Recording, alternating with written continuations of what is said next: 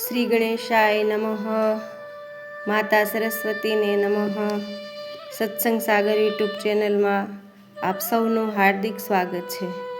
આજે હું તમને સંભળાવીશ આ વિડીયોમાં 16 સોમવાર વ્રતની વાર્તા. 16 સોમવારના વ્રતની શરૂઆત પવિત્ર શ્રાવણ માસના પ્રથમ સોમવારથી થાય. વ્રત કરનારે દર સોમવારે મહાદેવજી મંદિરે જઈ પૂજા કરવી, એકટાણું કરવું અને મહાદેવજીની આ કથા સાંભળવી. કથા સાંભળતી વખતે જય મહાદેવ બોલવું.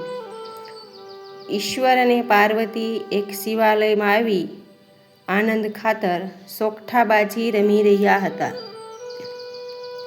બાજીમાં તો હાર જીત હોય, કોઈ જીતે તો કોઈ હારે. હવે હાર જીતનો ન્યાય કોની પાસે કરાવો?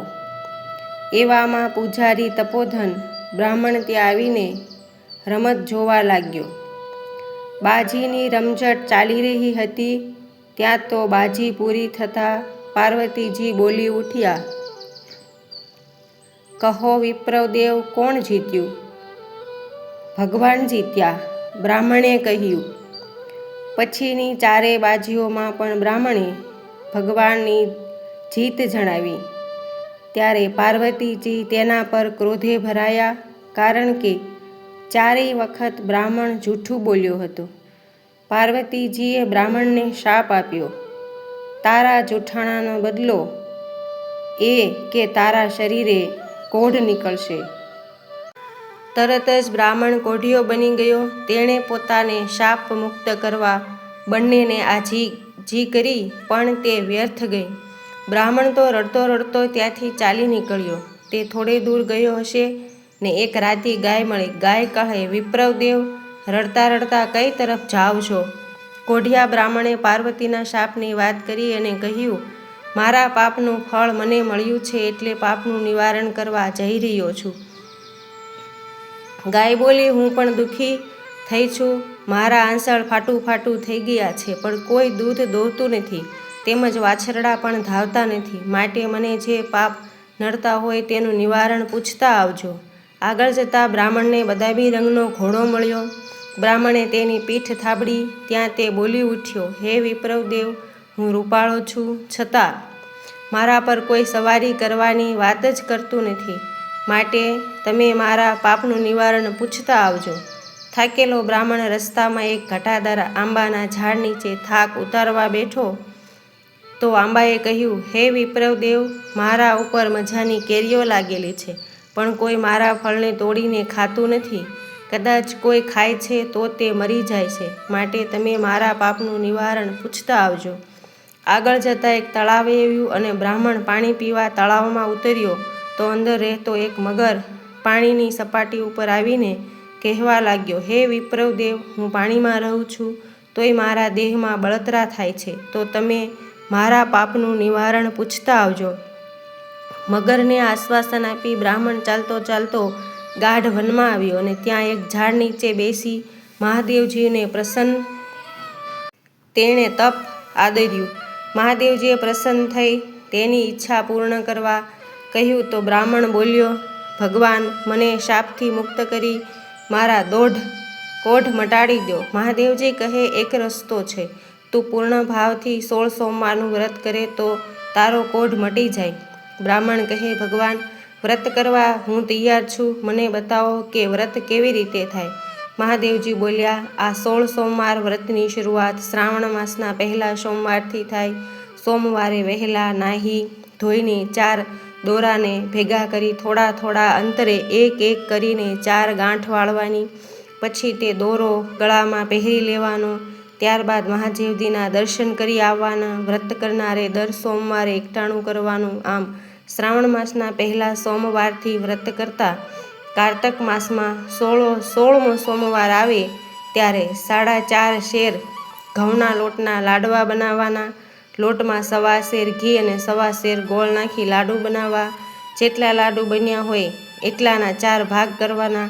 તેમાંનો એક ભાગ મહાદેવજીના પૂજારીને, બીજો ભાગ રમતા બાળકને, ત્રીજો ભાગ ગાયોના ગોવાળને અને ચોથા ભાગનો લાડુ વધ્યો હોય તો તેનો ભૂકો કરીને કીડિયારા પૂરવા. તેમ કરતાં પણ વધે તો તેને જમીનમાં દાટી દેવો. આવી રીતે વ્રતનું ઉજવણું કરવાનું. વ્રત કરનાર 16 સોમવાર સાચી શ્રદ્ધા રાખીને કરે તો તે રોગમુક્ત થઈ જાય અને તેની કાયા કંચનવર્ણી થઈ જાય. કોઢિયો બ્રાહ્મણ ભગવાનને પગે લાગ્યો. પછી તેણે ગાયની વાત કરી અને તેના પાપનું નિવારણ જણાવવા કહ્યું તો મહાદેવજી બોલ્યા, આગલા ભવમાં એ ગાય સ્ત્રી હતી. તેણે ક્રોધમાં ધાવતા બાળકોને છૂટા પડ્યા હતા. એ પાપનું ફળ તે ભોગવી રહી છે. તેનું નિવારણ એ કે તું એના આંચળમાંથી દૂધ કાઢી તે દૂધ વડે મારી પૂજા કરજે, એટલે તેની બધી તકલીફ દૂર થઈ જશે. બ્રાહ્મણ હવે ઘોડાનું દુઃખ જણાવ્યું. તેના પાપના નિવારણ માટે મહાદેવજી બોલ્યા, પૂર્વ જન્મમાં આ ઘોડો વણિક હતો.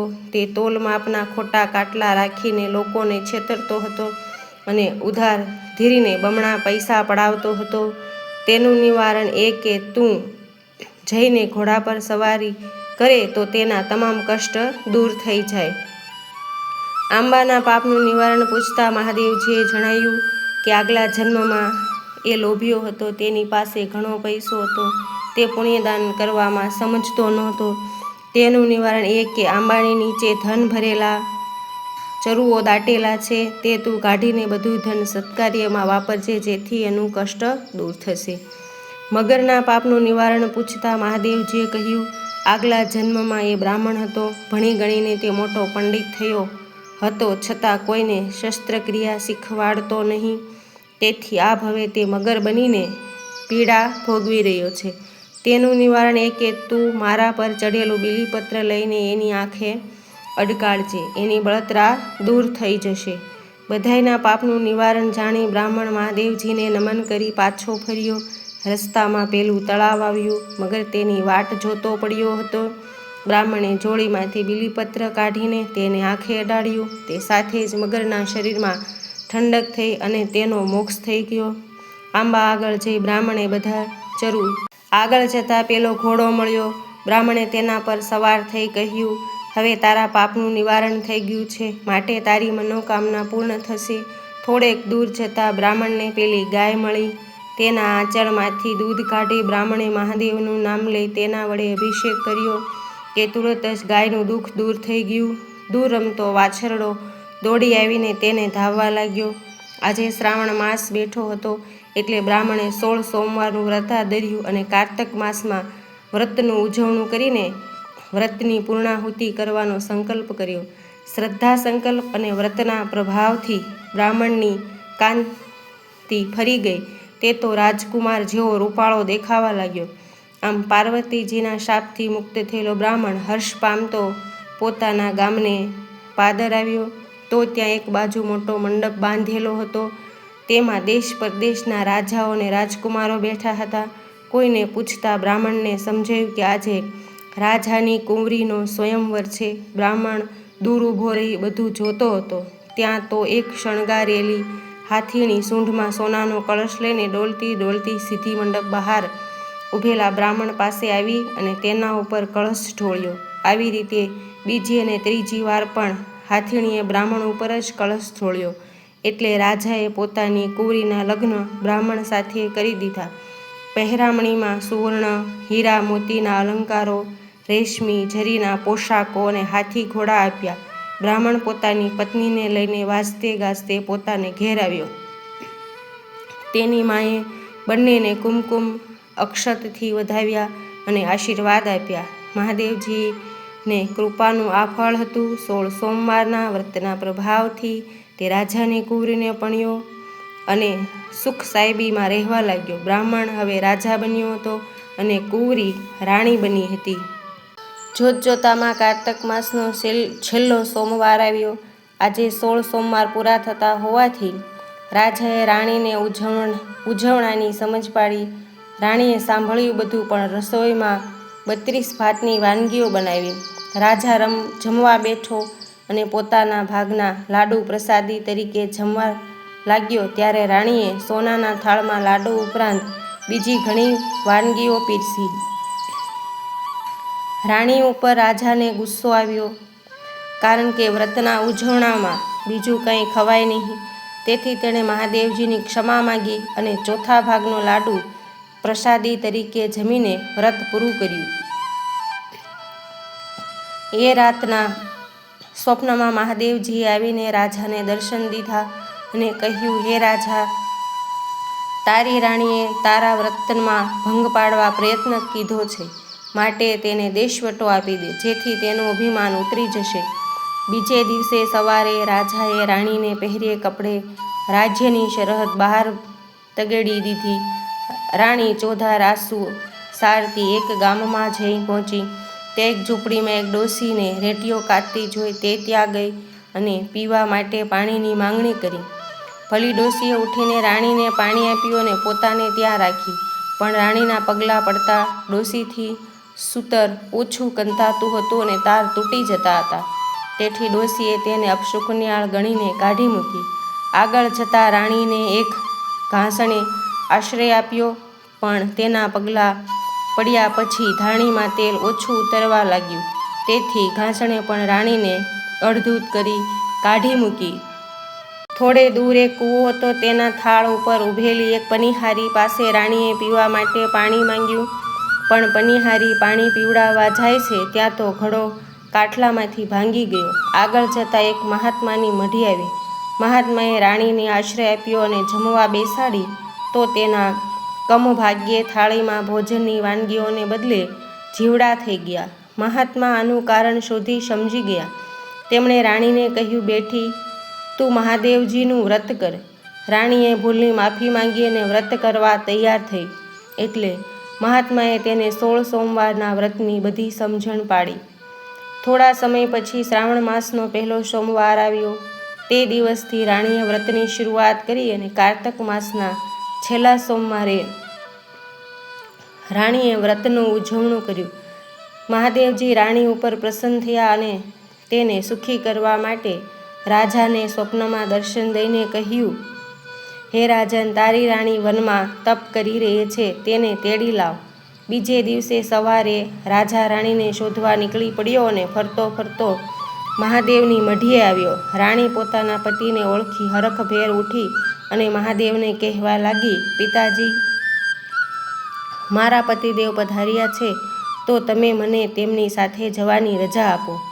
મહાત્માએ રજા આપી અને મંત્રેલા જળથી ભરેલી એક ઝારી આપી. કહ્યું, બેટી, કોઈને ગમે તેવું દુઃખ હશે તે આ જળથી દૂર થશે. મહાત્માને નમન કરીને રાજા રાણી ચાલી નીકળ્યા. રસ્તામાં પનીહારી ફૂટેલા ઘડા સાથે બેઠી હતી. તેની આંખમાં આંસુ વહી રહ્યા હતા. રાણીએ મંત્રેલા જળથી તેનો ઘડો આખો કરી આપ્યો અને કહ્યું, બહેન, આ બધો મહાદેવજીના વ્રતનો પ્રભાવ છે. વ્રત કરનાર સર્વ વાતે સુખી થાય છે. આગળ જતાં ઘાંચણની ધાણીમાંથી તેલ નીકળતું ન હતું. તેથી રાણીએ ધાણી ઉપર પવિત્ર જળનો છંટકાવ કર્યો એટલે તે સડસડાટ ચાલવા લાગી. જતાં જતાં રાણીએ તેને મહાદેવજીના વ્રતનો પ્રભાવ સમજાવ્યો. હવે રાજા રાણી રેંટિયો કાતતી ડોશીની ઝૂંપડી આગળ આવ્યા. ડોશી કાતતી હતી, પણ વારે વારે તાર તૂટી જતા હતા, તેથી રડતી હતી. રાણીએ રેંટિયા ઉપર પવિત્ર જળ છાંટ્યું અને ડોશીએ રેંટિયો ફેરવવા માંડ્યો તો આખાને લાંબા તાર નીકળવા માંડ્યા.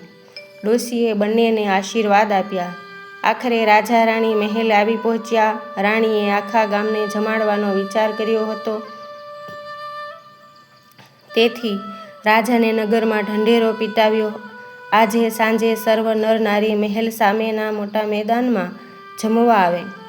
સાંજે પડતા રસોઈ તૈયાર થઈ ગઈ અને સહુ જમી ગયા, પણ રાણી જમી નહીં. રાજાને કહે, મારે એકટાણું છે અને મહાદેવજીની વાર્તા કહી જમવાનું છે. ગામમાં કોઈ ભૂખ્યા હોય તો તેને બોલાવો. રાજાએ ભૂખ્યા માણસની તપાસ કરાવવા માંડી તો એક કુંભારના ઘરમાં સાસુ વહુ વચ્ચે કજિયો થવાથી સાસુ ભૂખી રહી હતી. તે કાને બહેરી અને આંખે આંધળી હતી. એ ડોશીને પાલખીમાં બેસાડીને મહેલે લાવ્યા એટલે રાણીએ ડોશીને પાટલે બેસાડી મોટે સાદે કહ્યું, માજી, હું તમને મહાદેવજીની વાર્તા સંભળાવું છું, તો વચમાં જય મહાદેવ એમ હુંકારા ભણતા રહેજો. રાણીએ વાત શરૂ કરી. ડોશીને સંભળાય કે ન સંભળાય તો પણ જય મહાદેવ એમ હુંકારો ભણીએ જતી હતી. વારંવાર મહાદેવનું નામ લેવાથી ધીમે ધીમે ડોશીના કાનની બહેરાશ જતી રહી અને આંખોમાં તેજ પણ આવી ગયું. ડોસી કહે, બેઠી, હું આંખે સાફ જોઉં છું અને કાને બરાબર સાંભળું છું. આ બધું શું છે? રાણી કહ્યું, માજી, આ બધો મહાદેવજીના વ્રતનો પ્રભાવ છે. તમે મહાદેવજીની વાર્તા સાંભળી તેનું તમને ફળ મળ્યું છે. આ સાંભળી ડોસીને વ્રત કરવાની ઈચ્છા થઈ એટલે રાણીએ મહાદેવજીના 16 સોમવારના વ્રતની પૂરી સમજ પાડી અને ડોસી ઘેર ગયા. ડોસીને દેખતા સાંભળતા જોઈને છોકરો અને છોકરાની વહુ ખુશ થયા અને બધો મહાદેવજીના વ્રતનો પ્રભાવ છે એમ જાણી એમણે પણ 16 સોમવારનું વ્રત કરવાનો સંકલ્પ કર્યો. 1 વર્ષ બાદ રાણીએ સુંદર પુત્રને જન્મ આપ્યો.